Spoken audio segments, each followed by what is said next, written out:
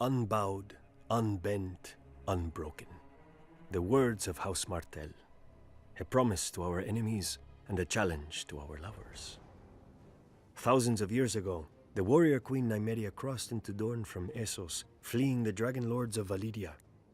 After she landed, she burned her ships, all 10,000 of them, so no cowards could slink home.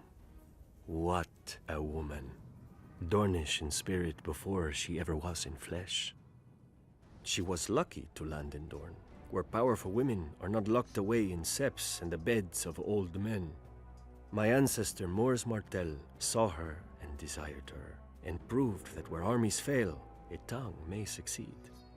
Wedding his strength to hers, his spear to her son, they subdued all his rivals together. After the tradition of her people, House Martell then ruled Dorne as princes, not kings. Unless the eldest child was a daughter, for unlike the rest of Westeros, our loyalty isn't commanded by a cock.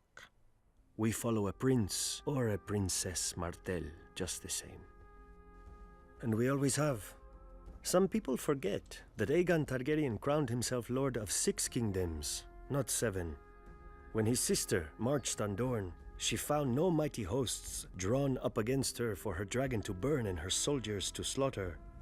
The sands swirled, men died, and her dragon saw nothing. The sun shone, men died, and her dragon bowed to our greater fire. The Targaryens retreated with their tails tucked between their legs. Of course, in later years, his descendants would try again. Daeron the First succeeded at great cost and reigned in Dorne for a few glorious months. One night, his steward pulled down a sash by his bed to summon his consorts. Instead, the canopy split open and 100 red scorpions fell on him. He was a Tyrell. You would think he would be used to getting stung. Within a fortnight, House Martell again ruled a free Dorne. Eventually, after centuries of courtship, House Martell got into bed with the Targaryens. We took King Daeron II and his sister for our own before they could take each other, and 6 kingdoms became 7. Even now, I do not blame my ancestors. One look at those long, silver locks. It is not every day a man gets to ride a dragon. But they soon learned that you can't leap off a dragon at will. My sister Elia, she married Prince Rhaegar Targaryen and became the princess she already was.